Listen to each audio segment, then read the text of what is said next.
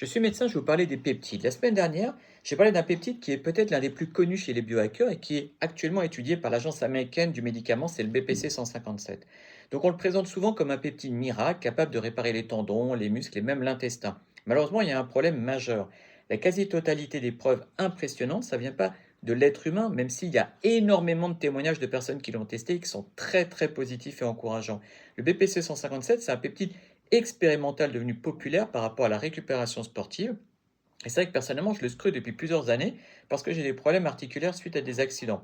Actuellement, les utilisateurs du BPC 157 affirment qu'il pourrait réduire l'inflammation, récupérer beaucoup plus vite après une blessure. Donc c'est très très tentant. Sur le papier, c'est fascinant. Il pourrait agir sur la vascularisation, la réparation tissulaire, des médiateurs de l'inflammation. Le problème, c'est qu'un mécanisme biologiquement plausible ne prouve pas qu'un traitement fonctionne chez l'être humain, même s'il y a énormément de témoignages là encore. La plupart des résultats spectaculaires viennent d'études animales.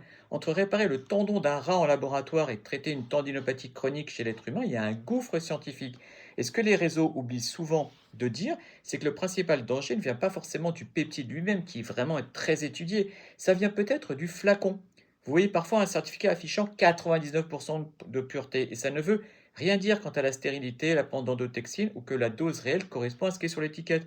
Donc, plausibilité biologique intéressante, preuve humaine malheureusement trop insuffisante, sécurité à long terme inconnue même si les cas graves sont extrêmement rares, qualité des produits disponibles variable. Donc le BPC 157, c'est pas aujourd'hui un traitement miracle, c'est un peptide très très très prometteur, populaire mais encore expérimental. En biohacking, être en avance, ça ne veut pas forcément dire abandonner la méthode scientifique. Ici, moi je rejette absolument pas les innovations, au contraire, j'essaie de les regarder avec un regard médical. Donc quel biohack voulez-vous que j'examine dans les jours prochains?